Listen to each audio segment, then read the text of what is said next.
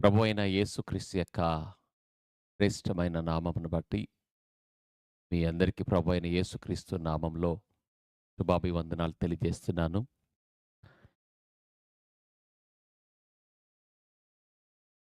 21 రోజుల ప్రత్యేక ప్రార్థనలో ఈ రెండవ దినములోనికి మిమ్మల్ని ప్రేమపూర్వకంగా ఆహ్వానిస్తున్నాను.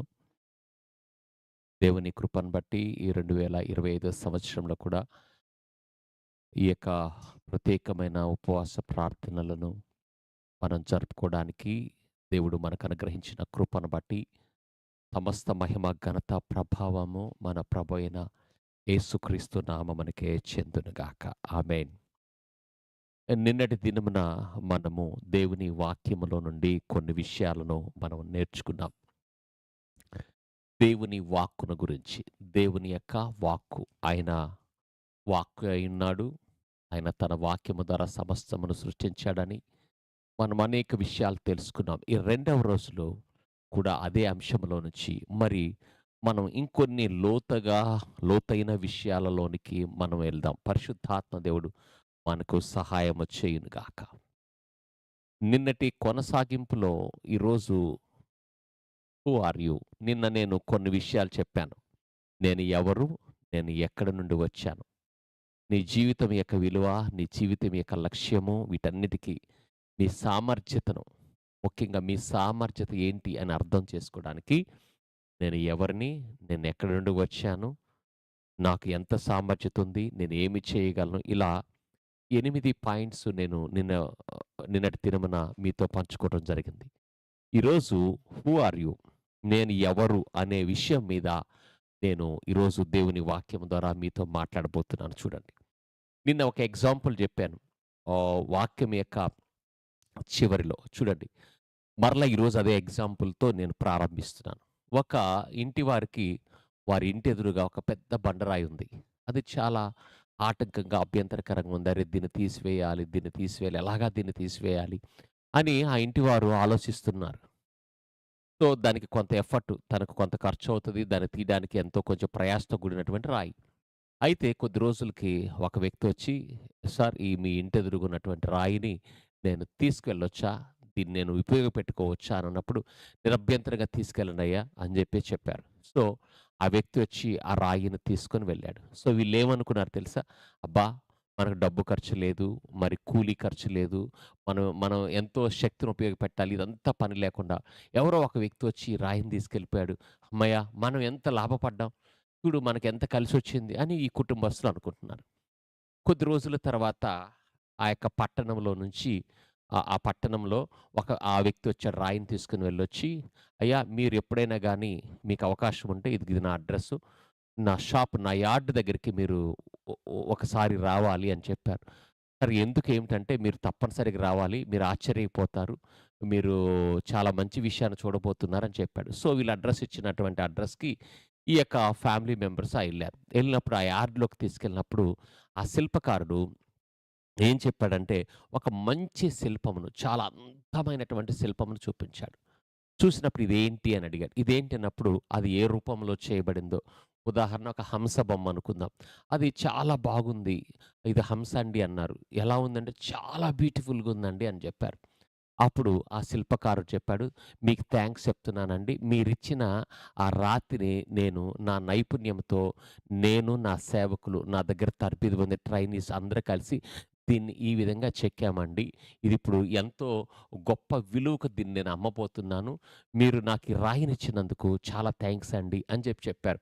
అప్పుడు ఆ యొక్క యజమానులు ఆ రాతిని, "ఇది నిరుపయోగం ఉంది, మనకు వేస్ట్" అని చెప్పేసి దాని గురించి తిట్టుకున్నటువంటి వాళ్ళు ఆశ్చర్యపోయారు. అరే!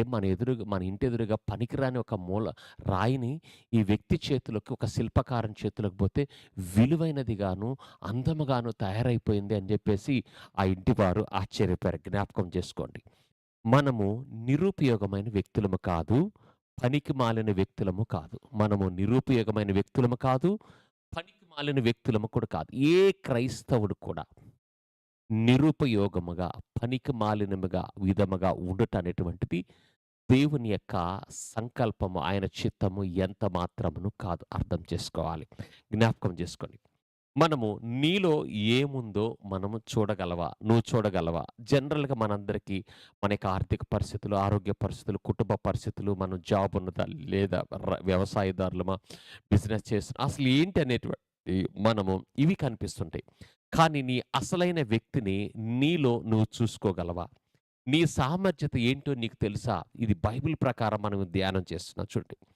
ఒక మనము ఏ గ్రామంలో పుట్టాము, ఏ కులంలో పుట్టాము, ఏ రంగుతో పుట్టాము, ప్రస్తుతం మన పరిస్థితి ఏంటిది అనేటువంటిది అది నీ జీవితాన్ని నిర్దేశించేది కాదు.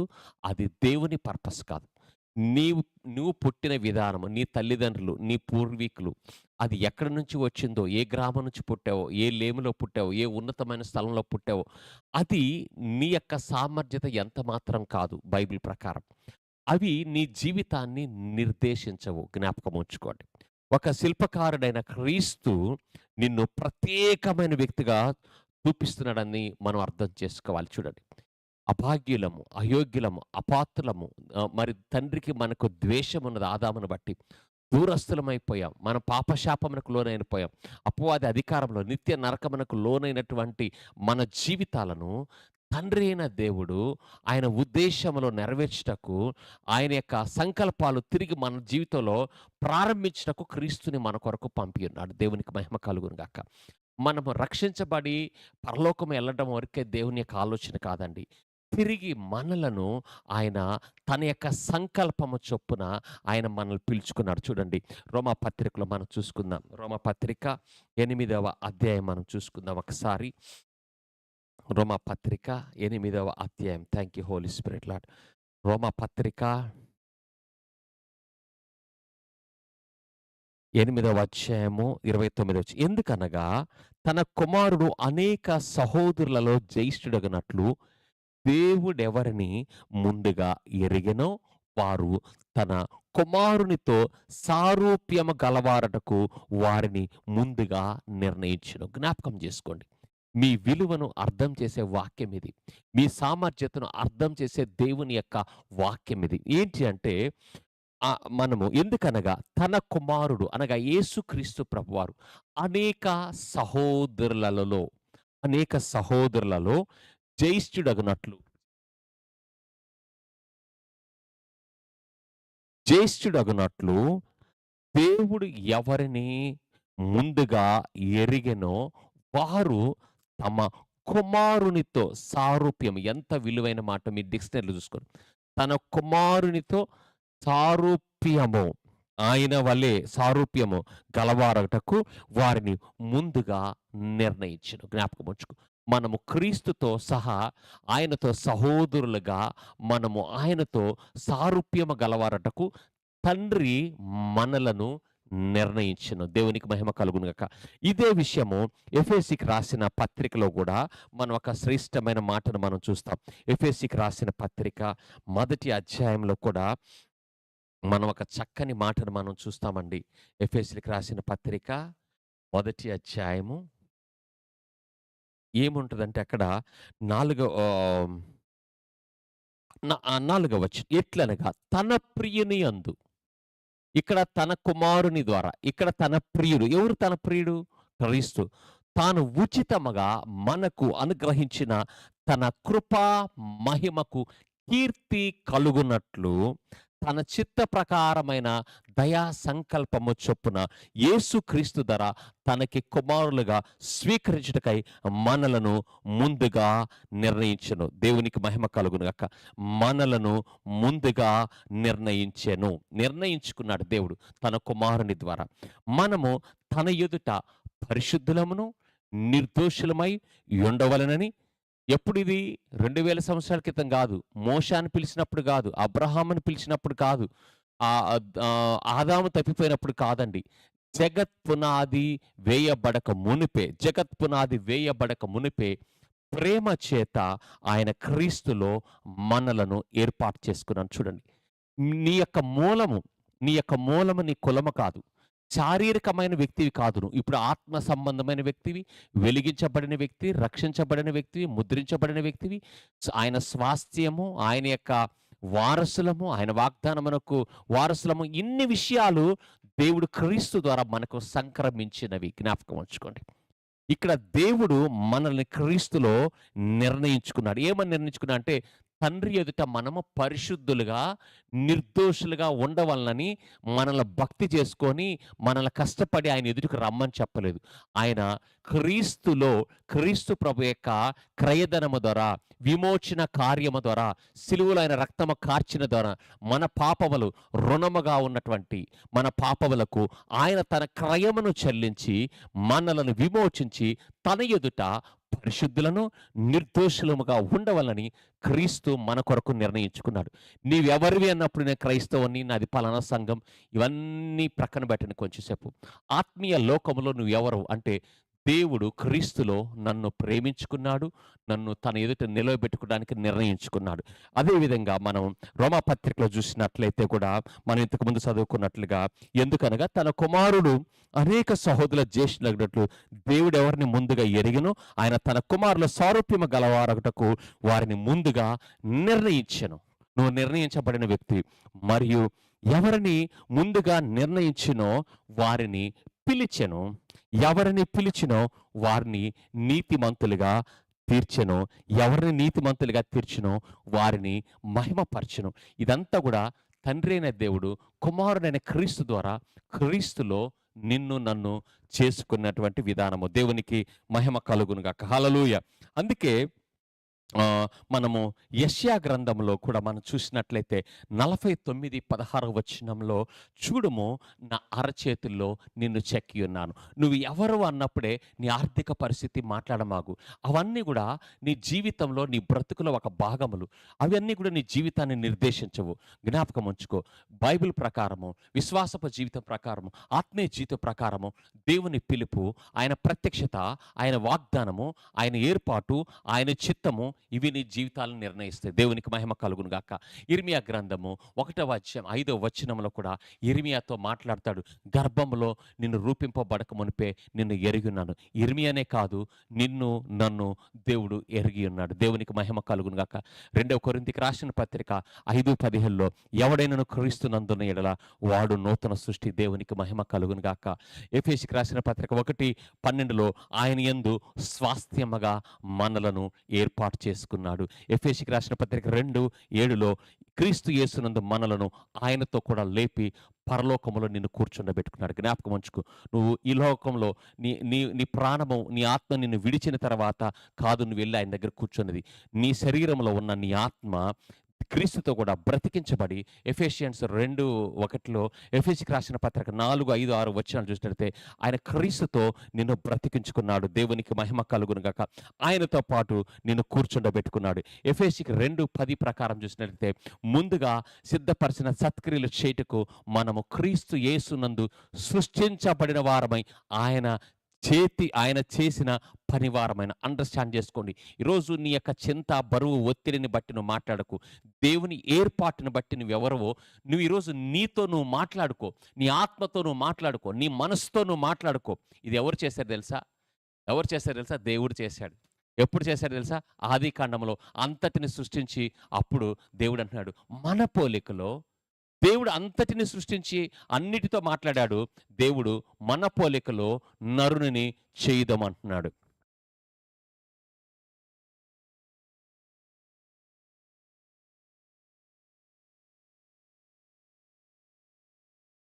ముందుగా ఎఫెసీకి 2:10లో, ముందుగా సిద్ధపరిచిన సత్క్రియలు చేయుటకు మనము క్రీస్తునందు సృష్టించబడిన ఆయన చేసిన పనివేను. చూడండి, మనం ఈరోజు నిరుపయోగంగా ఉన్నామేమో, కానీ దేవుడు మాట్లాడుతున్నాడు. మనము సత్క్రియలు చేయుటకు దేవుడు మనలను సృష్టించుకున్నాడు. దేవునికి ఇష్టమైన పనులు, దేవుని కార్యాలు చేయుటకు దేవుడు మనలను సృష్టించుకున్నాడు. దేవునికి మహిమ కలుగును గాక. ఎఫెసీకి రాసిన పత్రిక 2:5లో, మనం మన ఎడల చూపిన తన మహాప్రేమ చేత మనల్ని క్రీస్తుతో కూడా బ్రతికించుకున్నాడు. దేవునికి మహిమ. కొలస్సీకి రాసిన పత్రిక 1:13లో అంధకార సంబంధమైన అధికారంలో నుంచి విడుదల చేసి తాను ప్రేమించిన తన రాజ్య నివాసులుగా చేసుకున్నాడు. నువ్వు జ్ఞాపకం ఉంచుకో. నువ్వు నిర్ణయించబడ్డావు, ఏర్పరచబడ్డావు, పిలవబడ్డావు. తన కుమారునితో జ్యేష్ఠ సహోదరులలో ఆయనతో పాటు సహోదరుల జ్యేష్ఠుడిగాను ఉన్నావు. సత్క్రియలు చేయటకు నువ్వు పిలువబడ్డావు. మరి తన ఎదుట పరిశుద్ధులుగా, నిర్దోషులుగా ఆయన నిన్ను నిర్ణయించుకున్నాడు. అంతేకాదు ఎఫెసీ 1:3లో 1:10లో ఆత్మచేత ముద్రించబడినావు. దేవుడు నిన్ను చూసినప్పుడే మిగతా ప్రజలందరూ పట్టించుకోని వాటిని దేవుడు మనలో చూస్తాడు. తండ్రి అయిన దేవుడు ఏం చూస్తాడంటే, తన కుమారుని ద్వారా నీ జీవితంలో ఆయన సంకల్పము, తన కుమారుడు నీ కొరకు ఏమి చేశాడు, నీవు ఆయనను విశ్వసించిన దానిని బట్టి, తన కుమారుని ద్వారా, తన కుమారునిలో గుండా, తన కుమారుని యొక్క క్రయధనము ద్వారా, తన కుమారుని యొక్క సిలువ ద్వారా, తన కుమారుని యొక్క రక్తము ద్వారా, తన కుమారుడు మన కొరకు దోషముల కొరకు నలగగొట్టబడిన విషయమును బట్టి, క్రీస్తు ద్వారా ఆయన మనల్ని చూస్తాడు. దేవునికి మహిమకు. ప్రజలేం చూస్తారంటే, మనం చిన్నప్పుడు ఏం చేసాం, యవనకాలం అప్పుడు ఏం చేసాం, పొరపాట్లు ఏం చేసాం, గతంలో ఏమేమి చేసాం, ఎలాగ మనం తుంటరగా జీవించాం, మనం ఎలాంటి మిస్టేక్ చేసాం, అవన్నీ కూడా మనము బ్రతికినంతకాలం, వారు బ్రతికినంతకాలం ఎస్పెషల్లీ వారు అవన్నీ గుర్తుంచుకొని వాటిని బట్టి మన జీవితాలను గురించి మాట్లాడతారు. వాటిని బట్టి మన జీవితాలను వారు నిర్ణయిస్తారు. కానీ దేవుడు అలా కాదు. దేవుడు ఏం చూశాడు? దేవుడు చూశాడు. అందరు చెప్పండి, దేవుడు చూశాడు. దేవుడు నన్ను చూశాడు. దేవుడు చూస్తున్నాడు. దేవుడు చూశాడు. దేవుడు ఏం చూశాడు? దేవుడు ఆదాము ద్వారా ప్రపంచము అంతటిని చూశాడు. దేవునికి మహిమ కలుగునక. ఆదాము ద్వారా ప్రపంచములో నిర్మించబడుట అనే విషయాన్ని దేవుడు ఆదాము ద్వారా చూశాడు. అబ్రహాములో దేవుడు ఏం చూశాడు? అబ్రహామును పిలిచినప్పుడు దేశములను చూశాడు. దేవునికి మహిమ కలుగునుగాక. మోసగాడైన యాకోబులో దేవుడు ఏం చూశాడు తెలుసా? యేసుక్రీస్తు మెస్సయ్యను చూశాడు. యాకోబు ఎవరు? మోసగాడు. మరి హంతకుడైన మోషేలో దేవుడు ఒక నాయకుడిని, ఒక విమోచకుడును చూశాడు. దేవునికి మహిమ. గొర్రెల కాపరి అయిన బాలుడులో రాజును చూశాడు దేవుడు. దేవునికి మహిమ కలుగును గాక. గొర్రెల కాపరి అయినటువంటి వ్యక్తిలో దేవుడు రాజును చూశాడు. జ్ఞాపకం ఉంచుకో. దేవుడు సమూయేలును యెష్షా ఇంటి వద్దకు పంపించినప్పుడు వారు అందమైన వారు, కండలు తిరిగిన వారు, బలమ కలిగిన వారు, ఎత్తరి కలిగిన వారు, ఇలా ఒక్కొక్కరిని ఆ మొదటి కుమారు నుంచి 6వ కుమారు వరకు అందరిని ఒక్కొక్కరిని ప్రవేశపెట్టినప్పుడు మొదటి సమూయేలు 16వ అధ్యాయము 12వ వచనంలో మనం చూసినట్లయితే అక్కడ వీరేనా నీ కుమారులు అంటారు. చూద్దాం. మొదటి సమూయేలు గ్రంథము. Thank you holy spirit lord. మీరు వాక్యాన్ని వింటున్నారా? నేను నమ్ముతున్నాను మీరు వాక్యాన్ని వింటున్నారు. మీరు నిశ్చయముగా ఆశీర్వదించబడతారు. Thank you Jesus. 16వ అధ్యాయంలో మనం చూసినట్లయితే అక్కడ అందరూ చూపించిన తర్వాత 11వ వచనంలో మాట్లాడతాడు. నీ కుమారులందరూ ఇక్కడనే ఉన్నారా అని యెషయాని అడగగా అతడు, ఇంకొక కడసారి వాడున్నాడు, అయితే వాడు గొర్రెలు కాయుచున్నాడని చెప్పెను. అందుకు సమూయేలు, నీవు వాని పిలువ నంపింపుము, అతడు ఇక్కడికి వచ్చే వరకు మనము కూర్చుందామని యెషయాతో చెప్పగా అతడు వాని పిలిపించి లోపలికి తోడుకొని వచ్చెను. అతడు ఎర్రని వాడును, చక్కని నేత్రముల గలవాడును, చూచుటకు సుందరముడై ఉండెను. అతడు రాగానే అందరు చెప్పండి, అతడు రాగానే దావీదు తన యొక్క యెషయా సమూయేలు ఉన్నటువంటి ఆ గృహములోనికి దావీదు రాగానే నేను కోరుకున్నవాడు ఇతడే. దేవుడు మాట్లాడుతున్నాడు. అక్కడ దేవుడు ఎత్తరని, బలమును, కండలు తిరిగిన వారిని చూడట్లేదండి. ఒక ప్రవక్త ఇంటికి వచ్చిన ఆ రోజుల్లో ప్రవక్త అంటే ఎంతో విలువైన విషయం అనమాట. ఒక ప్రవక్త ఇంటికి వచ్చినప్పుడు మరి దావీదు ఎక్కడున్నాడు తెలుసా? అరణ్యంలో ఉన్నాడు, గొర్రెల దొడ్డిలో ఉన్నాడు. అన్నాడు, నేను కోరుకున్నవాడు ఇతడే, నీవు లేచి వానిని అభిషేకించమని యెహోవా సెలవీయగా సమూయేలు తైలపు కొమ్మును తీసి వాని సహోదరుల ఎదుట వానికి అభిషేకము చేసెను. చూడండి ఇక్కడ ఎంత విలువైన మాట చూడండి.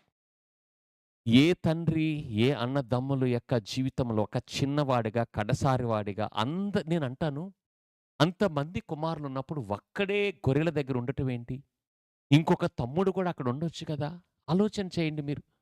క్యాజువల్గా మనం చదువుతాం కానీ ఇప్పుడు తనకు గొర్రెల మంద ఉందండి, తనకున్న కుమారులందరూ ఇక్కడున్నారు. ఎందుకు దావీదు ఒక్కడే గొర్రెల దొడ్డిలో ఉన్నాడు? ఇంకొక కొడుకు కూడా తోడుగా ఉండొచ్చు కదా. వాళ్ళేమైనా బిజినెస్‌లు, వాళ్ళేమైనా సాఫ్ట్‌వేర్ ఇంజినీర్లు, వాళ్ళ టీచర్లు అట్లేమన్నా డివైడ్ అయిపోయారా? ఆ రోజుల్లో ఉన్నది వ్యవసాయము, మందలు ఇవే కదా ఉన్నది. మరి చూడండి, దావీదు వచ్చినప్పుడు నేను కోరుకున్నవాడు ఇతడే, జ్ఞాపకం ఉంచు. నీ గ్రామములో, మీ సంఘములో నువ్వు పెరిగిన విధానములో, గతములో నీవు జీవించిన జీవితాన్ని బట్టి, గతములో నీ గ్రామములో నీ యొక్క బలహీనతలు లేదా నీ పట్టణములో నీ రక్త సంబంధుల్లో గతంలో నువ్వు చేసిన మిస్టేక్స్‌ని బట్టి నీ లైఫ్ మొత్తం వాళ్ళు డిసైడ్ జేశారు. పలానా ఆమె ఇలాంటిది, పలానా వ్యక్తి ఇలాంటి వాడు అని చెప్పేసి నీ పొరపాట్లను, నీ అవిధేయతలను బట్టి వాళ్ళు నీ జీవితాన్ని నిర్ణయించావు. నీ వారి మాటలను పట్టుకొని నీ జీవితాన్ని గూడా అలానే నేను దేనికి పనికిరాని వ్యక్తిని, లేకపోతే నీ మీద ఒక దొంగ, లేదా ఒక ముద్ర, ఏదో ఒక పాపపు ముద్ర ఏదో వేసి నిన్ను పెట్టారు. నువ్వు మనసులో దానిని పట్టుకొని నువ్వు అలానే నీ జీవితాన్ని పాడు చేసుకోవాల్సిన పని లేదు. జ్ఞాపకం ఉంచుకో. భౌతికమైన గుర్తింపు, భౌతికమైన విషయాలు దేవుని ఎదుట ఎంచదగినది కాదు. మనుషుల యొక్క నీతి, మనుషులు నీకంటే మెరుగైన వారు, మంచిగా జీవించిన వారు ఉండవచ్చు. కానీ వారి నీతి దేవుని ఎదుట ఎంచదగినది కాదు. జ్ఞాపకం ఉంచుకో. ఈ లోకంలో అనేక మంది నీతిగా జీవించేవాళ్ళు, దాన ధర్మాలు చేసేవాళ్ళు చాలామంది ఉండొచ్చు. కానీ వారందరూ గూడా వారికున్న నీతిని బట్టి దేవుని ఎదుట, దేవుని రాజ్యంలోనికి వారు ప్రవేశించలేరు. వారి నీతి వారిని రక్షించజాలదు. కానీ వారి యొక్క నీతి వారికి కొన్ని విషయములలో, ఇహలోక సంబంధమైన విషయంలో పుణ్య కార్యములు చేయటం వలన కొన్ని కొన్ని విషయముల ఒక ప్రయోజనం ఉండవచ్చు. కానీ నిన్ను రోజు విమర్శించే వాళ్ళు, నిన్ను ఒక విషయంలో పనికిరాననే వారి యొక్క తీర్పు నీకు ముఖ్యమైనది కాదు. యేసుక్రీస్తు యొక్క రక్తములో నీవు కడగబడుట చేత నువ్వు నీతిమంతుడిగా తీర్చబడ్డావని రోమాపత్రిక 5వ అధ్యాయం చెప్తుంది. నీవు దేవుని కుమారుడైన క్రీస్తునందు విశ్వాసము ద్వారా నీవు దేవుని నీతి అయినావు, దేవుని కుమారుడు అయినావు. ఈ విషయాలన్నీ కూడా నీవు ఎవరు అనే దానికి నీ జవాబు ఇదే అయి ఉండాలి. దేవునికి మహిమ కలుగునుగాక. హల్లెలూయా, హల్లెలూయా. కాబట్టి సమూయేలు దావీదును చూసినప్పుడు నేను కోరుకున్న వాడు ఇతడే అని దేవుడు మాట్లాడాడు. దేవునికి మహిమ కలుగునుగాక. హల్లెలూయా. దేవుడు మనల్ని ఎరిగి, మనల్ని పిలిచాడు, మనల్ని కొన్నాడు, మనల్ని విమోచించాడు. ఇవన్నీ కూడా క్రీస్తులో జరిగినాయి. సమూయేలు ప్రవక్త ద్వారా దేవుడు మాట్లాడి నువ్వు రాజు అవుతావని అభిషేకించినప్పుడు ఆ వ్యక్తి రాజయ్యాడు. ఎవరు ఊహించారు? దావీదు రాజు అవుతాడు. దావీదు కూడా ఊహించాడా? లేదు. దేవుని ఏర్పాటు. బట్ ఈరోజు ఈ లోకమంతటి అందరి పట్ల దేవుని ఏర్పాటేంటిది? నశించి నరకానికి పోకూడదు, నష్టపోకూడదు, అకాలముగా చనిపోకూడదు, వారి దోషములు వారి మీద మోపకూడదు, వారి యొక్క శాపము, వారితో ఆదాము ద్వారా వచ్చిన శాపము ద్వారా ఆ కుటుంబాలు నాశనమైకూడదు, పతనమైపోకూడదు, వారు అంధకార రాజ్యంలో చిక్కుకొని ఉండకూడదు. వారిని విమోచించాలి, వారిని రక్షించాలి, నా పిల్లలుగా చేసుకోవాలి, నా ఆత్మనిచ్చి వారు తిరిగి ఇప్పటి వరకు వారిని ఏమి ఏలుతూ ఉన్నాయో ఒకని అతిక్రమము మూలముగా, ఒక ఆదాము యొక్క అతిక్రమము మూలముగా ఏ విధంగా మరణము, శాపము, ఉగ్రత, అపవాది మనల్ని ఈ ప్రపంచాన్ని పట్టి పీడిస్తూ ఏలుతూ వచ్చాడో, తిరిగి క్రీస్తు యొక్క విమోచన ద్వారా, కడపటి ఆదామైన క్రీస్తు ద్వారా దేవుడు మనల్ని క్షమించి రక్షించి నీవు శత్రువును, మరణమును, అపవాదిని ఓడించినటువంటి క్రీస్తు నామమును బట్టి నీవు వాటిని అధిగమించే కృపను, నీకు నీకు ఆత్మను, నీకు ఇంద్రియ నిగ్రహం కలిగిన ఆత్మను ఆయన ఇచ్చినాడు. నీకు అధికారమునిచ్చి. ఇది నీ గుర్తింపు. దేవునికి మహిమ కలుగును గాక. చూడండి, ఇక్కడ మీరు దేని నుండి వచ్చారు, ఇది చాలా ఇంపార్టెంట్. ఇక్కడ ఇంతకు ముందు మనం చదువుకున్నది ఏంటంటే దేవుడు చూశాడు అనేది చెప్పుకున్నాం. తర్వాత మనం చూసినట్లయితే మీరు దేని నుండి వచ్చారు జ్ఞాపకం ఉంచుకోండి. ఇక్కడ దేవుడు ఆకాశాలను, భూమిని సృష్టించినప్పుడు ఆయన మొదట దేని నుండి ఏదైనా తయారు చేయాలనుకుంటున్నాడో ఆయన చిత్తము, ఉద్దేశమును కలిగి నిర్ణయించాడు. ఏది చెయ్యాలి, ఏది నేను అని ఆయన ఒక ఉద్దేశమును కలిగి ఆ ఉద్దేశము, ఆలోచనల ద్వారా తను పలికినప్పుడు అవన్నీ జరిగినాయి.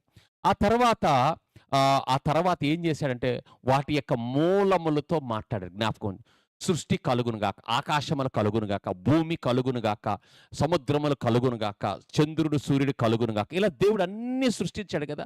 అయితే సృష్టించిన భూమితో మాట్లాడుతున్నాడు. ఇప్పుడు సృష్టించిన సముద్రముతో మాట్లాడుతున్నాడు. దేవుడు సృష్టించిన దాన్ని దేవుడు భూమి నుండి ఏం కోరుకున్నాడు అంటే మొక్కలను, అంటే వృక్షములను, మొక్కలను ఆయన మొలిపించాడు. భూమికి ఆజ్ఞ ఇచ్చాడు. చేపలు ఎక్కడి నుంచి వచ్చినాయి? భూమిలో నుంచి రాల, సముద్రములోంచి. సముద్రములో ఆయన చేపలను కోరుకున్నప్పుడు ఆయన ఏం చేశాడు తెలుసా? ఆయన నీళ్ళతో మాట్లాడాడు. ఆయన వృక్షములు కలగాలన్నప్పుడు ఏం చేశాడు ఆయన? నేలతో మాట్లాడాడు. దేవునికి మహిమ కలుగును గాక. హల్లెలూయా. దేవుడు దేనితో మాట్లాడినా అది సృష్టించబడిన వస్తువు, ఆ సృష్టించబడిన దాని యొక్క మూలము నుంచి వచ్చింది.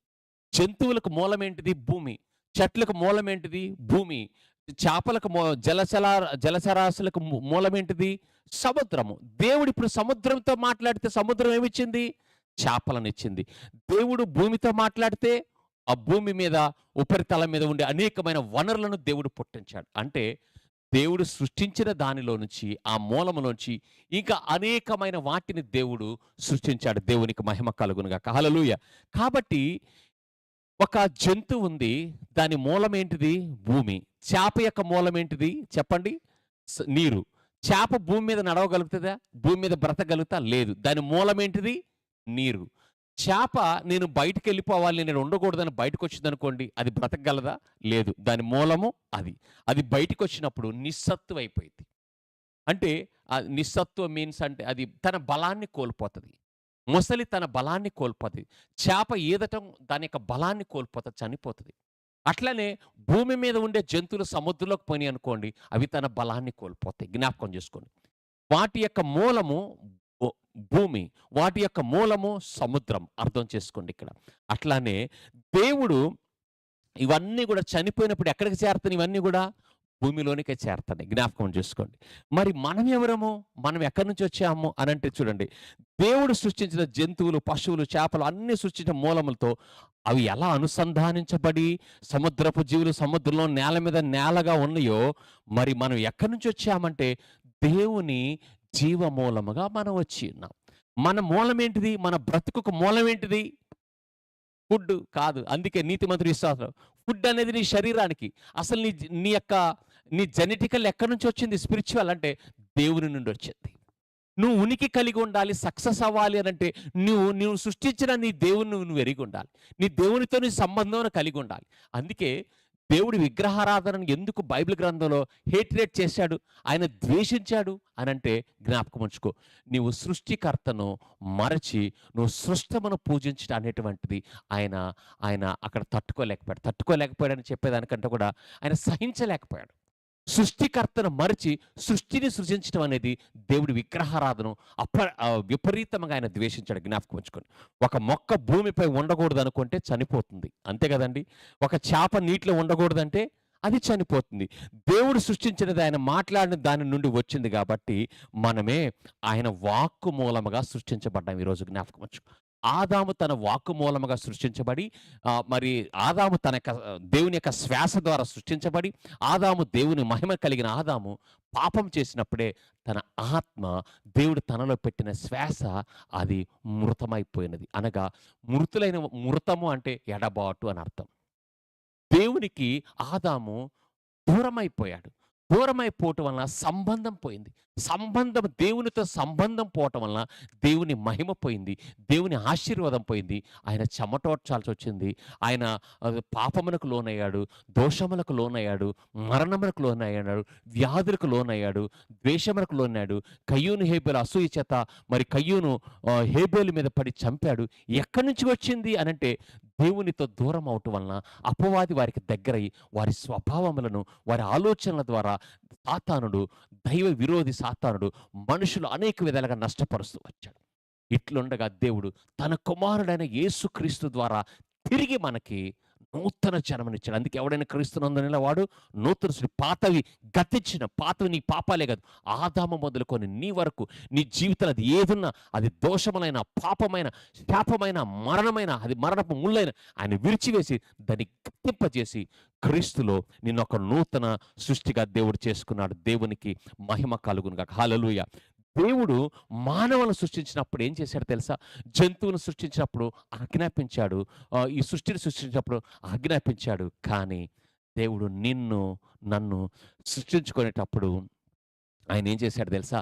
మన యొక్క పూర్వీకుడైన ఆదామును సృష్టించుకునేటప్పుడు ఆయన తనలో తను మాట్లాడుకున్నాడు. అక్కడ ఎవరున్నారు? తండ్రి, కుమారుడు, పరిశుద్ధాత్మ త్రియేక దేవుడు ఉన్నారు. వారి మొదటి వచ్చే 26వ వచనంలో ఆదికాండంలో చూసినట్లయితే దేవుడు మన స్వరూపమందు మన పోలిక చొప్పున నరులను చేయుదము. దేవునికి మహిమ. నీవు ఆయన పోలికలో ఆయన స్వరూపములో సృష్టించబడిన వ్యక్తివి. జ్ఞాపకం ఉంచుకో. మనకున్న అందము, మనకున్న ఎత్తు ఇతరులతో కంపేర్ చేసుకునేది విలువ కాదు. జ్ఞాపకం ఇక్కడ మనుషులు బాబేలు పర్వతమును గోపురమును కట్టినప్పుడు వారు భాషలను తారుమారు చేసి దేవుడు వాళ్ళని దూరం చేశాడు. అప్పుడు అనేక దేశాలుగా, ఖండాలుగా మనం ఏర్పరచబడ్డాం. ఒక్కొక్క ప్రాంతాన్ని బట్టి, ఒక్కొక్క ఏరియాని బట్టి, అక్కడున్న భూమి వాతావరణాలను బట్టి మనుషులు ఇప్పుడు చైనా వాళ్ళు వీళ్ళందరూ చూస్తే పొట్టిగా ఉంటారు. తెల్లగా ఉంటారు, పొట్టిగా చిన్న కళ్ళు ఉంటాయి. జర్మన్స్ ఒక రకంగా ఉంటారు, అమెరికన్స్ ఒక రకంగా ఉంటారు, ఆస్ట్రేలియన్స్ వీళ్ళందరూ తెల్లగా ఉంటారు కానీ హైటు, వెయిట్‌లో డిఫరెన్స్ ఉంటారు. తెలివితేటలో డిఫరెన్స్ ఉంటారు. మరి ఆఫ్రికన్స్ ఒక రకంగా ఉంటారు. మరి అరబ్ కంట్రీస్ ఒక రకంగా ఉంటారు. ఇవన్నీ ప్రాంతాలను బట్టి, వారి అభిరుచులను బట్టి, వారు తినే విషయాలను బట్టి, వారి జీవన శైలిని బట్టి, వారు వృత్తి ధర్మాలను బట్టి రకరకాల ప్రజలకి ఈ ప్రపంచంలో ఉన్నారు. జ్ఞాపకం ఉంచుకో. నేను నల్లగా ఉన్నాను, నేను పలానాలోలాగా లేదు, నాకు అందం లేదు. ఎప్పుడు కూడా ఈ జ్ఞాపకం చేసుకోకండి. అందము ప్రాముఖ్యమైనది కాదు. Beauty is your heart. అంటే నీ హృదయము అందముగా ఉన్నప్పుడు, నీవు అభిషేకంతో ఉన్నప్పుడు నీ దగ్గరికి ఎత్తరగలిగిన వారు, విద్యావంతులు, ధనవంతులు, నీ దగ్గరికి అధికారులు కూడా నీ దగ్గరికి వస్తారు. ఎందుకంటే నీలో ఉన్న అభిషేకము, నీలో ఉన్న జీవము నువ్వు వృద్ధి చేసుకున్నప్పుడు, ఆత్మ సౌందర్యం కలిగినప్పుడు నువ్వు అనేక జీవితాలను ప్రకటించే వ్యక్తిగా, అనేక జీవితాలను నిర్ణయించే వ్యక్తిగా, అనేక జీవితాల్లో ప్రతి కీడులను తొలగించే వ్యక్తిగా దేవుని ఆత్మ నిన్ను వాడుకుంటున్నప్పుడు అనేకులు నీ ఎదుటకు వచ్చి సాష్టాంగపడతారు. జ్ఞాపకం ఉంచుకో. మన విలువను పెంచుకోవాల్సింది దేవుని వాక్య ప్రత్యక్షత ద్వారా, దేవుని అభిషేకం ద్వారా, దేవుడు మనకిచ్చినటువంటి పిలుపు, దర్శనం ద్వారా మనం అభివృద్ధి చెందుతూ ఉండాలి. జ్ఞాపకం చేసుకోండి. మనకి ఏది ఈ లోకంలో లేదో దాన్ని బట్టి చింతపడొద్దు. మన యొక్క జీవితాలను ఎవరో నిర్ణయించేది కాదు. మన జీవితాలకు ఎవరో ఇచ్చే సాక్ష్యము మన జీవితాలు నిర్ణయించదు. దేవుడు నీ గురించి ఏం మాట్లాడుతున్నాడో దాని మీద నీ దృష్టి పెట్టినప్పుడు, దేవుడు చెప్పేది విన్నప్పుడు, దేవుడు చెప్పేది నమ్మినప్పుడు అది నీ జీవితాన్ని గొప్పగా విస్తరించగలదు. దేవునికి మహిమ కలుగును గాక. హల్లెలూయా. దేవుడు తనతో తను మాట్లాడుకున్నాడు. ఏమనంటే మన స్వరూపమందు మన పోలికలో నరులను చేయుదుమనుకున్నాడు. జ్ఞాపకం ఉంచుకోండి. ఇక్కడ ఆ ఆవిష్కర్తను చూడండి. ఆవిష్కరణ అంటే ఏదైనా ఒక వస్తువును, ఒక విషయాన్ని బయటికి ఆవిష్కరించటం అంటారు. అంటే ప్రారంభించటం అనుకుందాం ఉదాహరణకి. బాగా ఆవిష్కరించటం. అక్కడ జెండాను ఆవిష్కరించారు, అక్కడ విగ్రహాన్ని ఆవిష్కరించారు అని అంటాం కదా! అట్లానే మనము ఆవిష్కరణను చూడకూడదు. అంటే ఆవిష్కర్తను చూడాలి. దాన్ని ఎవరు ఆవిష్కరణ చేశారు అనేది చూడాలి. మనం బయట కనిపించేది కాదు, దాని మూలాన్ని చూడాలి. మన జీవితంలో చూడాలి. నువ్వు ఎవరో తెలుసుకోవాలంటే సృష్టిని ఎప్పుడూ ఉపయోగించకూడదు. అంతేకాదు పరిస్థితులు పరిగణలోనికి తీసుకోకూడదు. అంతేకాదు ముఖ్యంగా మనుషులు నీకిచ్చే కితాబు, మనుషులు నీ గురించి చెప్పే విషయాలను బట్టి నువ్వు ఎప్పుడు పరిగణలోనికి తీసుకున్నా, నువ్వు ఎప్పుడైనా జ్ఞాపకం ఉంచుకో, నీవు నిన్ను గురించి నువ్వు అర్థం చేసుకోలేవు అని అర్థం.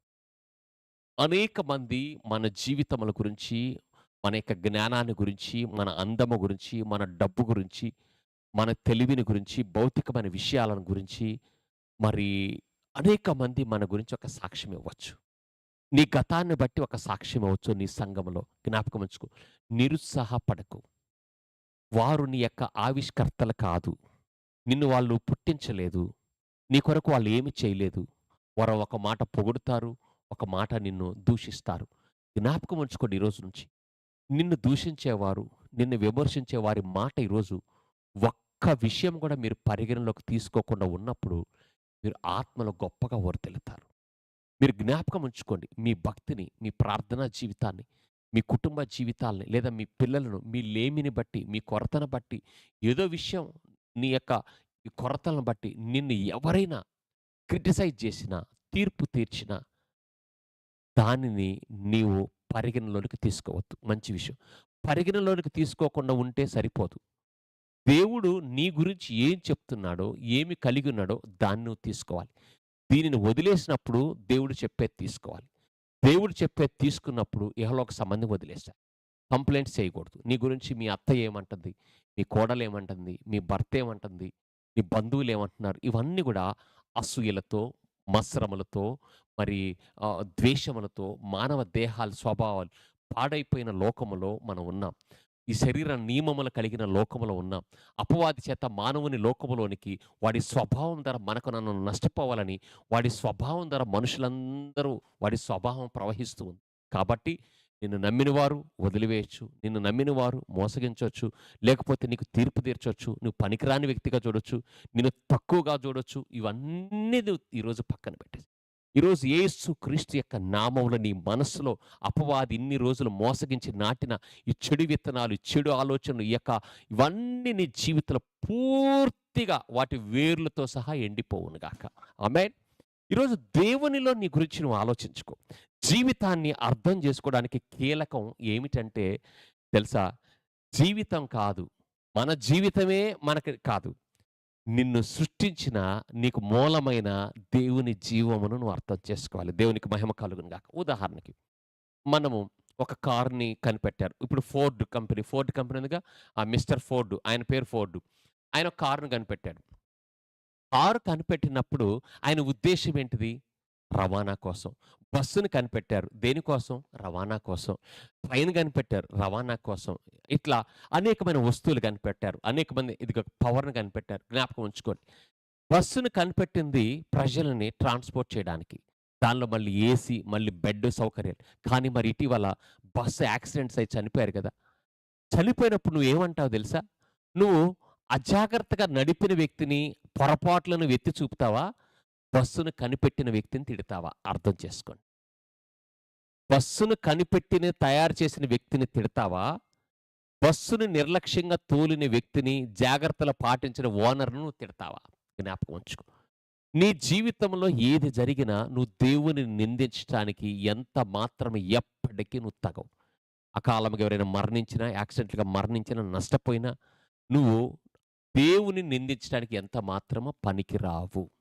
ఎందుకంటే ఆయన నిన్ను సృష్టించుటలో ఏ లోపము లేదు. ఆయన నీ కొరకు గొప్ప సంకల్పములను, ఉద్దేశములను ఆయన కలిగి ఉన్నాడు. ఆదాముకు అధికారమును కూడా ఇచ్చాడు.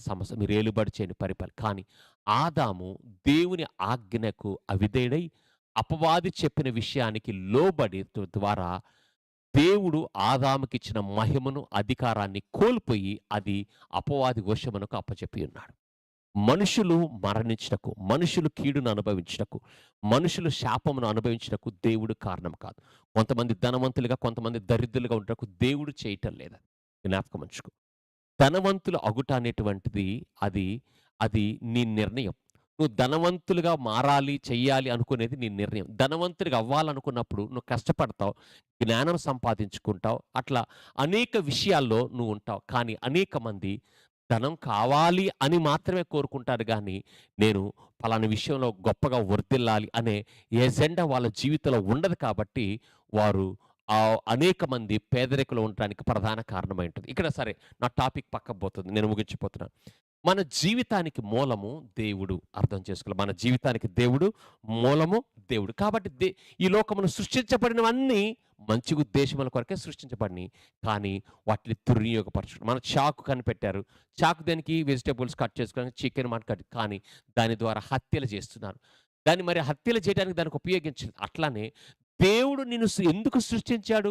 నువ్వు ఎక్కడి నుంచి నీ జీవితం ప్రారంభం అనేది నువ్వు అర్థం చేసుకోకపోతే, జీవితం అంటే తినట, కూర్చునట, ఇక్కడ పండుకుంట, పెళ్ళిళ్ళు చేసుకోవటం, పిల్లలకంటం, ఏదో ఇక్కడ ఒక మంచి సౌకర్యాలు, ఇది జీవితం ఇదే అనుకున్నప్పుడు వీటి కోసం పరిగెడతావు. అందుకే దేవుడు చెప్తున్నాడు, మీరు పైనున్న వాటిని వెతకండి అంటున్నాడు. పైనున్న వాటి పైనేముంది? దేవుడు, దేవుని వాక్యము. ఇవన్నీ ఉన్నాయి. కాబట్టి మనం చూసినట్లయితే మనము దేవునిలో భాగమై ఉన్నాం. చెప్పండి. మనము దేవుని భాగమై ఉన్నాము. దేవునికి మహిమ కలుగుక. చూడండి, మనల్ని తెలుసుకోవడానికి మరొక వ్యక్తిని ఉపయోగించదు. జ్ఞాపకం ఉంచుకో. నా గురించి మీరేమనుకుంటున్నారంటారు సహజంగా. అనేక మంది కొంతమందిని మన బంధువులను ఇలా అడుగుతారు. నా గురించి వాళ్ళు ఏం మాట్లాడుతున్నారు? మా పిన్ని వాళ్ళు, మా బాబాయ్ వాళ్ళు, మా హస్బెండ్ ఏం మాట్లాడుతున్నారు అంట. జ్ఞాపకం ఉంచుకో. నీ గురించి వారు ఏం మాట్లాడినా వాళ్ళు నీ జీవితాన్ని నిర్ణయించరు. వారు చెడుగా మాట్లాడినా, నీకు అనుకూలంగా మాట్లాడినా వారి వెంటనే జరిగేది కాదు. నీ జీవితంలో ఏది జరగాలన్నా వాక్యం ద్వారా జరుగుతుంది. నీ గురించి దేవుడేం మాట్లాడుతున్నాడు? నీ గురించి దేవుని వాక్యం ఏం మాట్లాడుతుంది? నువ్వు ఎక్కడికెళ్ళాలి తెలుసా నీ సమస్యకి? నా గురించి ఏం మాట్లాడుకుంటున్నారు వాళ్ళు? నేను లేనప్పుడు చూసి ఏం మాట్లాడుకున్నారు? అవును. వారు ఏదన్నా కొన్ని విషయాలు నీ గురించి వేరుగా మాట్లాడరు. దాన్ని విని నువ్వు సహించుకోగలుగుతావా? దాన్ని విని నువ్వు ఓర్చుకోగలుగుతావా? నీలో ద్వేషము, కోపము, సహనము కోల్పోయి నువ్వు మూర్ఖంగా ప్రవర్తించి నీ సమస్యను పెద్ద చేసుకుంటావా? సామరస్యంగా వదిలేస్తావా పోనీలే అని? లేదు కదా! జ్ఞాపకం ఉంచుకో. నీకు ఏ సమస్య వచ్చినా, నీకు భయం కలిగినా, నీకు రోగము వచ్చినా, నీ కుటుంబంలో ఏ దరిద్రత ఉన్నా, ఏది నీకు విడుదల లేకపోయినా, నువ్వు దానికి జ్యోతిష్కుల దగ్గరికి కాదు ఎళ్ళాల్సింది. ఎందుకంటే జ్యోతిష్కుడు నిన్ను సృష్టించలా. జ్యోతిష్కుడు, భూత వైద్యులు, మరి చేతబడులు, లేతే అంతరములు, మరి నీకు వీళ్ళందరూ కూడా ఈళ్ళు లోక సంబంధమైన దురాత్మలకు సంబంధించిన లోక సంబంధమైన విషయాలకు సంబంధించిన వారు. దైవం ఎవరు? దేవుడు. నీవు దైవ శక్తిని ఆశ్రయిస్తున్నావా? దురాత్మల శక్తిని బైబిల్‌లో సౌలు ఎక్కడికెళ్ళాడు తెలుసా? సౌలు దురాత్మలు సోదె చెప్పే ఆమె దగ్గరికెళ్ళాడు. సోదె చెప్పే ఆమె దగ్గరికి. ఒక దేవుడు ఒకప్పుడు దేశంలో సోదె చెప్పేవాళ్ళు ఉండకూడదని ఆజ్ఞాపించి వాళ్ళను చంపించిన వ్యక్తి ఈరోజు సోదె చెప్పే దగ్గరికెళ్ళాడు. జ్ఞాపకం ఉంచుకో. ఒక క్రైస్తవునిగా నీవు నీవు ఈ యొక్క సోదె చెప్పడము, భూత వైద్యము, ఇంకా ఏదో ఇల్లు ప్లానింగ్ కమింగ్ వాట్స్ వాస్తు, ఇవన్నీ వేటి చేత ఏ జ్ఞానం తెలుసా అది? ఏ జ్ఞానం తెలుసా? దైవ విరోధి జ్ఞానం. జ్ఞాపకం ఉంచుకో. దైవ విరోధి జ్ఞానం చేత నువ్వేది నీ జీవితంలో ముందుకెళ్ళమాకు. దాని గురించి చాలా పశ్చాత్తాపడాలి మీరు. మీరు సాతాను యొక్క ఆలోచన తీసుకున్నారని అర్థం చేసుకోవాలి. ఒక క్రైస్తవుడిగా ఉండి, నేను లోకంలో వారి గురించి చెప్పట్లా. ఒక క్రైస్తవుడిగా ఉండి నువ్వు భూత వైద్యుల దగ్గరికి, సోదె చెప్పే వాళ్ళ దగ్గరికి, పస్తీలు చూసే వాళ్ళ దగ్గరికి, ఇలాంటి వాళ్ళ దగ్గరికి నువ్వు వెళ్ళి నీ జీవితాన్ని గురించి ఏంటి అని నువ్వు అడిగావంటే, అది చాలా దేవునికి హేయమైన చర్య. దేవుని దూషించటం కాదసలు. అది చాలా చెడ్డదాన్ని నీ జీవితంలోకి తెచ్చుకున్నాను అర్థం. అలాంటివి ఏమైనా ఉంటే మీరు ఇమ్మీడియేట్‌గా ఒప్పుకోండి ప్రభు సన్నిధిలో. వాటిని క్షమించమని. మరి ఎన్నడూ కూడా మీరు దుష్టునికి అవకాశం ఇవ్వకండి. జ్ఞాపకం చేసుకోండి. చూడాలి. మనం ఎవరో తెలుసుకోవాలంటే, దేనిని బట్టి చూడాలంటే, దేవుని గురించి తెలుసుకోవాలి. మనం ఎవరో తెలుసుకోవాలంటే చివరగా వాక్యాన్ని తెలుసుకోవాలి. మనం ఎవరో తెలుసుకోవాలంటే దేవుని వాక్యము. మనం ఎవరో తెలుసుకోవాలంటే పరిశుద్ధాత్మ ద్వారా. నీ జీవితం అంతా వాక్యము ద్వారా ముడిపడింది. నీ జీవితం దేవునితో ముడిపడింది. మరి ఆదియందు వాక్యమును, వాక్యము దేవుని, వాక్యమే దేవుడైన. వాక్యము నీ రోగమును గురించి ఏది చెప్తుంది? అది నీ జీవితం. స్వస్థత చెప్తుందా? చనిపోతావని చెప్తుందా? స్వస్థత చెప్తుంది. That is your. నీ పిల్లల గురించి దేవుని వాక్యం ఏం చెప్తుంది? ఆయనని విశ్వసించిన వారి గురించి ఒలీవ మొక్కలని చెప్తుంది. నీ గురించి ఏం చెప్తుంది? భయభక్తులు కలిగి ద్రాక్షావల్లి అంటుంది. మీరు ఫలిస్తారంటది. దేవుని ఉద్దేశ్యం ఏంటిది? మీరు ఫలించుట. దేవుని ఉద్దేశ్యం ఏంటిది? మీరు బహుగా ఫలించుట్ల. ఆత్మీయ జీవితంలో, శారీరక జీవితంలో నేను నిజమైన ద్రాక్షావల్లి, మీరు నా తీగలు, మీరు నాలో అంటుకట్టబడిన మీరు బహుగా ఫలిస్తారు. మీరు బహుగా ఫలిస్తారు. నాకు వేరుగా ఉండి మీరేమీ చేయలేరు. వేరుగా ఉండటం అంటే దేవుని వాక్యానికి వేరుగా ఉండటం. దేవునికి మహిమ కలుగును గాక. కాబట్టి దేవుడు తన నుండి మనల్ని బయటికి తీశాడు. జ్ఞాపకం ఉంచుకో. నువ్వెక్కడి నుంచి వచ్చావు? భూమి నుంచి చెట్లు వచ్చినాయి. జలచరాశుల నుంచి చేపలు అవన్నీ వచ్చినాయి. నువ్వెక్కడి నుంచి వచ్చావు తెలుసా? దేవుని నుండి, దేవుని వాక్యము నుండి. దేవుని వాక్కు శరీరధారిగా వచ్చాడు. క్రీస్తుగా వచ్చాడు. క్రీస్తుని విశ్వసించడం ద్వారా ఆయన యొక్క ఆత్మ అనగా దేవుడే నీ ఆత్మను బ్రతికించి నీలో నివసించుటకు ఆయన నిన్ను ఒక ఆలయముగా, కుమారునిగా చేసుకున్నాడు. హల్లెలూయా. మీరు ఎవరో తెలుసుకోవాలంటే జ్ఞాపకం ఉంచుకోండి. మీరు ఇతరులను అడగండి. ఈ రోజుల్లో అనేకులు విశ్వాసులు దేవుని వాక్యాన్ని చదవటం, దేవుని వాక్యాన్ని వినడానికంటే కూడా లోకస్తులు ఎలా పస్తీల దగ్గరికి, జ్యోతిష్కుల దగ్గరికి వెళ్తున్నారు అనేక మంది. నా గురించి ప్రవచించు, నా గురించి ప్రవచించు, నా గురించి ప్రవచించు, నా గురించి ప్రవచనములు లేకముందు వాక్యం ఉంది. జ్ఞాపకం ఉంచుకోండి. ప్రవచనములు లేకముందు వాక్యం ఉంది. ప్రవచనములు ఎప్పుడు అవసరమైనది? ఆదాము యొక్క పాపం నుంచి వచ్చి, తర్వాత అబ్రహాము వచ్చి, అబ్రహాము ఇజ్రాయిలు వచ్చి, ఇజ్రాయిలు జీవితంలో దేవుని ఏర్పాటు వచ్చి, ఆ ఏర్పాటుకు వేరుగా వారు ప్రవర్తించినప్పుడు వారి గురించి ప్రవచించవలసి వచ్చింది. నీకు క్రీస్తునిచ్చాడు. అంటే దేవుడే కుమారునిగా వచ్చి తన రక్తములో నిన్ను కడిగి నీతిమంతునిగా చేసి, కుమారునిగా చేసి, స్వాస్థ్యముగా చేసి, వెలుగుగా చేసి, జీవముగా చేసి, ఆత్మతో ముద్రించుకొని నా స్వాస్థ్యం అని చెప్పి వాగ్దానములకు వారసులుగా చేసి, ఇన్ని చేసిన తర్వాత నా గురించి దేవుడు ఏం చెప్తున్నాడు? మా పిల్లల గురించి ఏం చెప్తున్నాడు? This is foolish. అంత్య దినాల్లో దుష్టుడు ఈ రకమైనటువంటి విషయాలని సమాజంలోకి తీసుకొచ్చి ఒక తిరునాళ్ళలాగా చేస్తున్నారు. ఎవడో నీ గురించి చెప్పాలి. ఎవడు చెప్పాలి నీ గురించి? వాక్యం చెప్పేదానికంటే ఎక్కువ ప్రవచనాన్ని నేను అంగీకరిస్తున్నా. నేను అనేక మంది జీవితాల గురించి ప్రవచించాను. మీ మీ అందరూ అనేక మందికి తెలుసు. మన కళ్ళ ఎదురుగా అవి జరుగుతున్నవి. కానీ నువ్వు ఎప్పుడు జ్యోతిష్కుల్ని అడిగినట్టుగా దేవుని సేవకుడి దగ్గరకొచ్చి అడక్కండి. దేవుడు సేవకుడి ద్వారా మాట్లాడితే రిసీవ్ చేసుకోండి. కానీ నా గురించి ఏంటిది? పిల్ల గురించి ఏంటిది? కొడుకు గురించి ఏంటిది? పిల్లలు పుడతారా లేదా?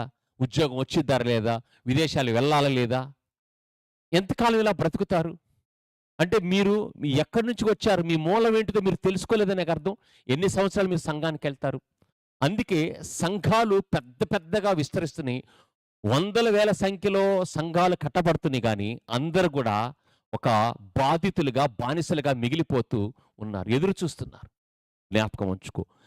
నీ యొక్క జీవితానికి మూలము దేవుని జీవం. నువ్వు దేవునిలో నుండి వచ్చావు. నువ్వు క్రీస్తులో నుండి వచ్చావు. నువ్వు వాక్యములో నుండి వచ్చావు. నువ్వు పరిశుద్ధాత్మలో నుండి వచ్చావు. నువ్వు అవసరత కలిగి ఉన్నా, ఏదైనా భయము కలిగినా, భవిష్యత్తుకు సంబంధించి ఏదైనా నువ్వు దేవుని వాక్యం ఎద్దకే వెళ్ళాలి. అందుకే నిన్ను వాక్యం చదువుకో. అందుకే సంఘానికి రండి, వాక్యాన్ని వినండి అనేది. వాక్యం అంటే అంతా వాక్యం కాదు. పిట్టకథల వాక్యం కాదు. ఎమోషనల్‌గా వాక్యం కాదు. ఏదో నేను గద్దించితే వాక్యం కాదది. దేవుని యొక్క ఆత్మ ప్రత్యక్షతతో కూడిన వాక్యాన్ని నీకు ఇస్తుంటది. అది రాయబడినది ఎన్నోసార్లు చదువుతాం. కానీ దేవుడు తన ప్రత్యక్షతను నీకు ఇస్తూ ఉంటాడు. దేవునికి మహిమ కలుగును గాక. చివరలో నేను ముగిస్తున్నాను. మీరు మొదటిగా దేవుని గురించి తెలుసుకోవాలి. క్రీస్తుని గురించి తెలుసుకోవాలి. ఆయన ఎందుకొచ్చాడు? నీ కొరకు ఏం చేశాడు? క్రీస్తుని విశ్వసించుటలో నీ జీవితంలో ఏం జరిగింది? నీ కొరకు ఏమిచ్చాడు? ఏం చేశాడు? నీ గుర్తింపు ఏంటిది? నీ మూలం ఎక్కడదంటే క్రీస్తే నీ గుర్తింపు, క్రీస్తే నీ విమోచన, క్రీస్తుని రక్షణ, క్రీస్తుని మార్గము, క్రీస్తుని స్వస్థత, క్రీస్తుని యొక్క అభిషేకం, క్రీస్తుని యొక్క వెలుగు. Everything is Jesus Christ. అపవాదిని ఓడించాడు. అపవాది మీద మీకు అధికారం ఇచ్చాడు. రోగములను, దయ్యములను వెళ్ళగొట్టకు అధికారమును పొందినారు. మీరు దేవుని రాజ్య సంబంధులని జ్ఞాపకం ఉంచుకో. రాజ్యము దేవుని రాజ్య సంబంధులు జ్ఞాపకం ఉంచుకో. కాబట్టి దేవునిని నువ్వు తెలుసుకోవడానికి, దేవుని వివరించడానికి చిన్న 3 విషయాలు చెప్తున్నాను. నీ మూలమైన దేవుని నువ్వు తెలుసుకోవాలంటే ఈ 3 విషయాలు తెలుసుకోవాలి. ఒకటి, దేవుడు సర్వజ్ఞుడు. జ్ఞాపకం ఉంచుకోండి. సర్వజ్ఞుడు అంటే ఆయన అన్నీ తెలిసినవాడు. జ్ఞాపకం ఉంచుకో. నువ్వు చెప్పకముందే, నువ్వు ఆయనకు తెలియజెప్పకముందే ఆయన తెలిసినవాడు. కానీ విశ్వాసం ద్వారా నీ విషయాలు దేవునితో మాట్లాడుకుంటున్నా. ఇది మంచి విషయం. దేవుడి గురించి తెలుసుకునే ముందు, దేవుడు ఎవరంటే దేవుడు సర్వజ్ఞుడు అంటే ఆయన అన్నీ తెలిసినవాడు.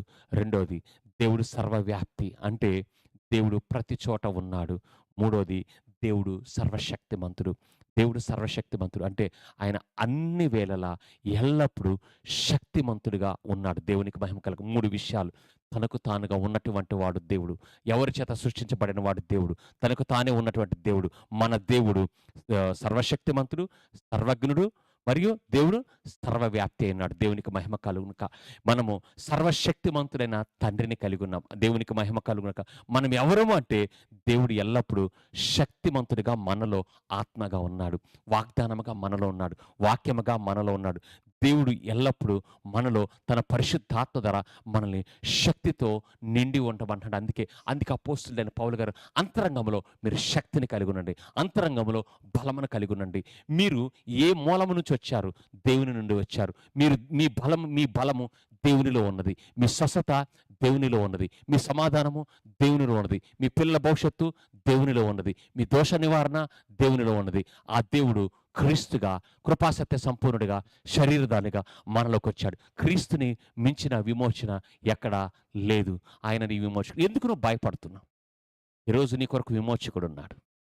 అపవాదిని ఓడించి ఉన్నాడు. ఆ దేవుడు మనకు ఆశ్రయమును, దుర్గమును, ఆపత్కాలంలో నమ్ముకునదగిన గొప్ప సహాయకుడై ఉన్నాడు. దేవునికి మహిమ కలుగును. హల్లెలూయా.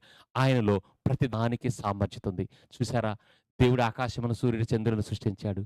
అవి గతి తప్పిపోకుండా వాటి కాలంలో అవి పనిచేస్తున్న జ్ఞాపకం ఉంచుకోండి. దేవుడు సర్వశక్తిమంతుడు. ఆయన మాటకు లోబడేవి ఇంకా పనిచేస్తూనే ఉంది. దేవునికి మహిమ కలుగును గాక. ఆయన ప్రతి దానికి ఒక సామర్థ్యతనిచ్చాడు. వెలుగుకి మరి చంద్రులకు సామర్థ్యతనిచ్చాడు. చంద్రుడికి సామర్థ్యం ఇచ్చాడు రాత్రి వెలుగుగా ఉండటానికి. పగలకు సూర్యుని ఇచ్చాడు. వర్షాకాలాన్ని ఇచ్చాడు. వేసవి కాలం ఇచ్చాడు. ఎండాకాలం మరి శీతాకాలం ఇచ్చాడు. ఆయన సముద్రం ఇచ్చాడు. వాటి ద్వారా వర్షమునిచ్చాడు. అవన్నీ పనిచేస్తున్నాయి కదా. అవన్నీ పనిచేస్తున్నాయి అంటే దేవుడు సర్వశక్తిమంతుడే గదా! మరి ఆయన సృష్టించిన ప్రతి దానిలో మనం గూడా మరి ఆయన సృష్టించే వ్యక్తులమే గదా!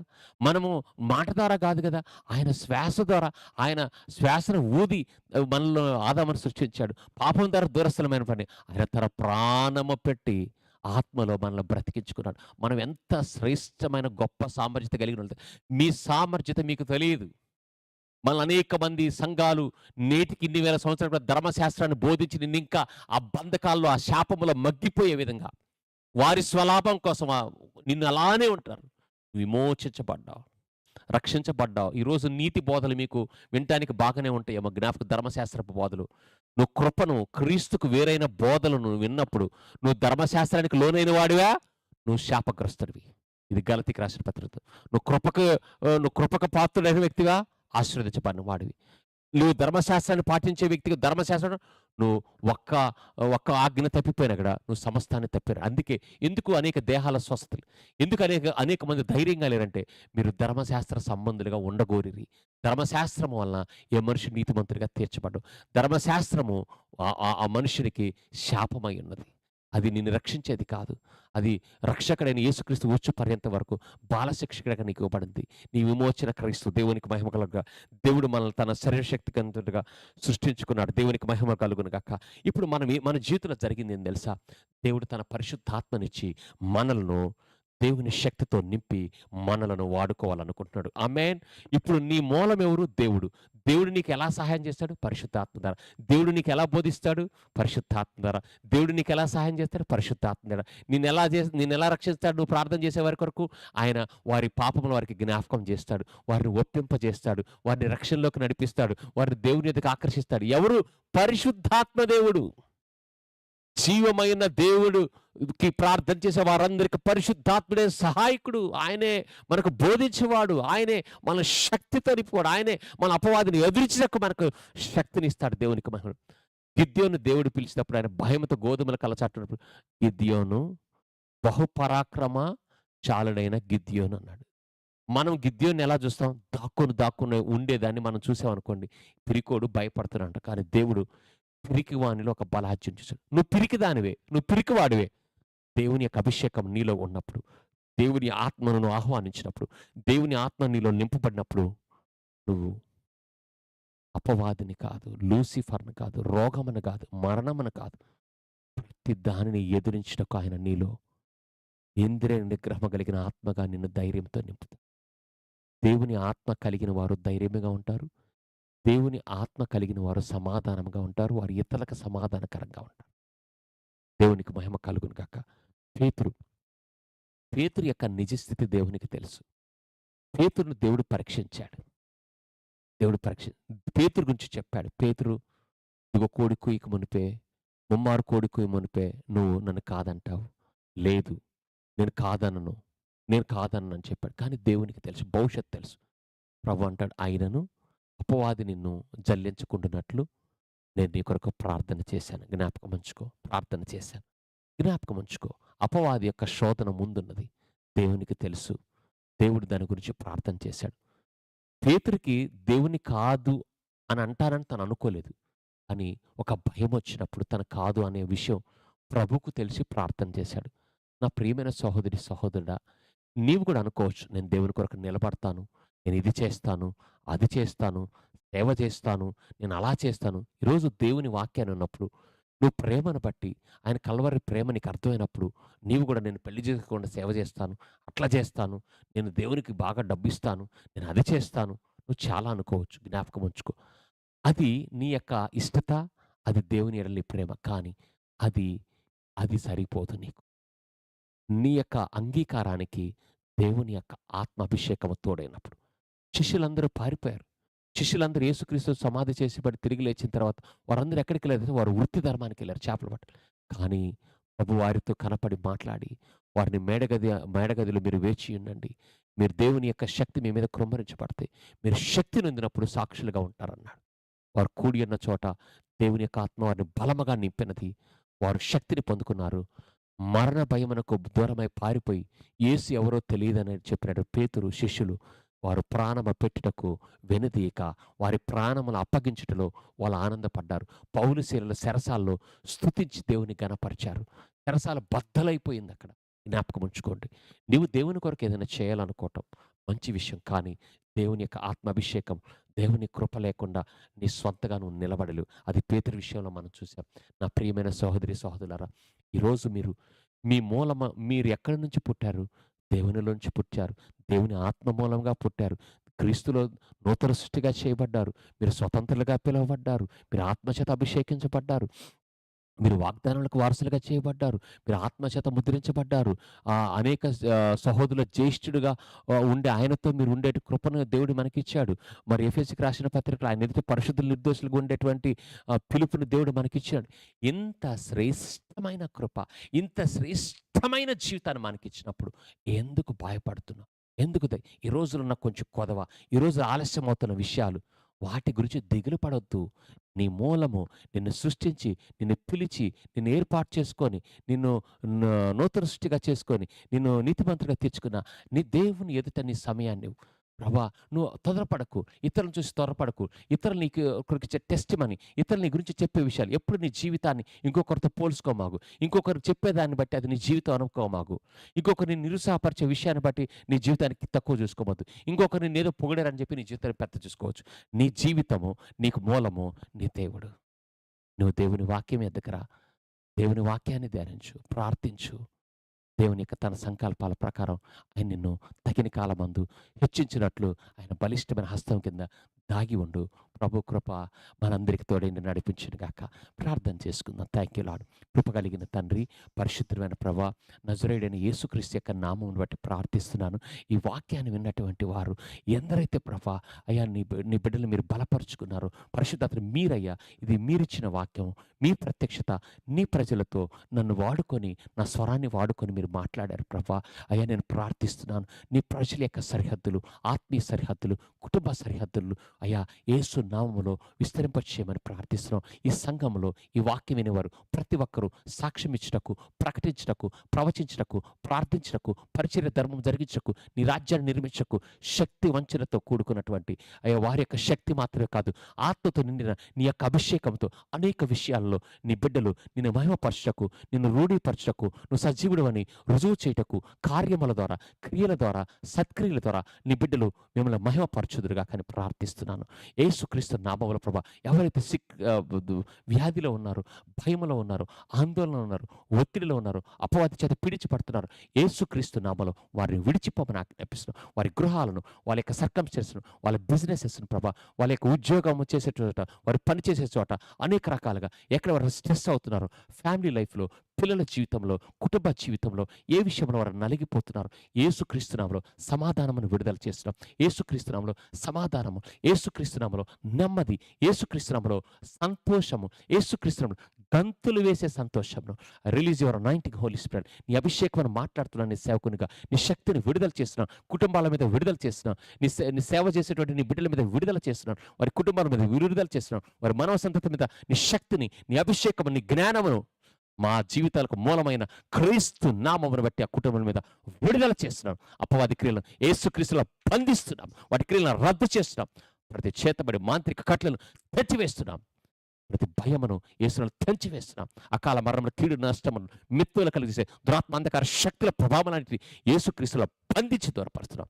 మీ శక్తిని, మీ కృపను అయ్యా, మీ క్షమాపణను, మీ జీవమును, మీ వెలుగును ఈ సంఘము మీద, సంఘములో సహకారుల మీద, ఆర్థికమైన సహకారుల మీద, ప్రభా ప్రార్థన సహకారుల మీద, ప్రతి కుటుంబం మీద, లైవ్ చూసేవారి మీద నజరుడైన యేసుక్రీస్తును విడుదల చేస్తూ ప్రభా ఇదిగో చేజర్ల, రొత్తపల్లి, కుంకలగుంట, సున్నపపట్టిలు, నకరికెళ్ళు, తండ్రి నర్సరావుపేట, కొమ్మనేరుపల్లి, హైదరాబాద్ ఈ పరిచర్యల కొరకు మీకు వందనాలు. ఆయా ప్రాంతాల నుంచి వాక్యాన్ని వింటున్న అనేక మంది బిడ్డల కొరకు మీకు వందనాలు. ప్రతి కుటుంబాన్ని సేవకునిగా దీవిస్తున్నాను. ఎవరైతే లైవ్లో ఏకీభవిస్తున్నారో, ఈ వాక్యాన్ని వింటున్నారో ప్రభా, వారందరి జీవితంలో గొప్ప నెమ్మది, ఇంతకుముందు ఎన్నడూ చూడని వినని నీ అభిషేకము, నీ సమాధానం వారు ఎక్స్పీరియన్స్ చేసేదురుగాక, వారు అనుభవించుదురుగాక. యేసుక్రీస్తులో ప్రార్థించి అడిగి పొందుకొచ్చున్నాం తండ్రి. ఆమేన్, ఆమేన్. God bless you all. మీ అందరికీ ప్రభు అయిన యేసుక్రీస్తు నామములో వందనాలు. ఇది 2వ రోజు. మనం 21 రోజుల 2 రోజులు ముగిసినది. ఇక మనకి 19 రోజులు మిగిలి ఉన్నాయి. నేను ఒక్కటే మిమ్మల్ని రిక్వెస్ట్‌గా చేస్తున్నాను. ఈ వాక్యం ద్వారా మీరు బలపరచబడి ఉన్నారని నేను నమ్ముచున్నాను. మీరు ఏ అవసరతలున్నా, వాక్యం ద్వారా దీవించబడుతున్నా, లేకపోతే మీరేదైనా ప్రార్థన అవసరతలున్నా దయచేసి మాతో షేర్ చేసుకోండి. మాతో పంచుకోండి. మేము వాటి గురించి ప్రార్థన చేయడానికి సిద్ధముగా ఉన్నాము. ఆమేన్. ఆమేన్. అంతేకాదు మీరు కూడా వ్యక్తిగతంగా 21 రోజులు మీరు ప్రార్థనలో గడపండి. వాక్యాన్ని వింటున్నప్పుడు ఆ వాక్యాన్ని మరలా నెమరు వేసుకోండి. అవకాశం ఉంటే ఒకసారి సరిగా అర్థం కాకపోయినప్పుడు మరలా తిరిగి రేపు ఏదో ఒక సమయంలో ఈ యొక్క వీడియోని పెట్టుకొని మీరు వినండి. ఇది మన కుటుంబం గురించి దేవుడు మాట్లాడుతున్నాడు. ఈ సంఘస్థులు, ఎన్‌జేఎం కుటుంబ సభ్యులు, మేము దేవుని సేవకులుగా అంగీకరించిన మీ కుటుంబాల్లో దేవుడు ఈ వాక్యం ద్వారా మీతో ఒక కుటుంబంగా మాట్లాడుతున్నాడు కాబట్టి మరలా వాక్యాన్ని వినండి. మీరు పని చేసుకుంటున్న సమయంలో, మీ గృహంలో ఉంటున్న సమయంలో మీరు మరలా ఈ వాక్యాన్ని పెట్టి వినటం వల్ల మరలా దేవుడు మా ద్వారా మాట్లాడిన విషయాలే కాకుండా నూతనమైన విషయాలు దేవుడు మీతో మాట్లాడతాడు. అందుకే నన్ను వెతికిన వారికి నేను దొరికితిని. దేవుని వాక్యాన్ని వింటుండగా ఆయనను మనం వెతుకుతున్నామని అర్థం. ఆయనను ఆశ్రయిస్తున్నామని అర్థం. God bless you all. Thank you.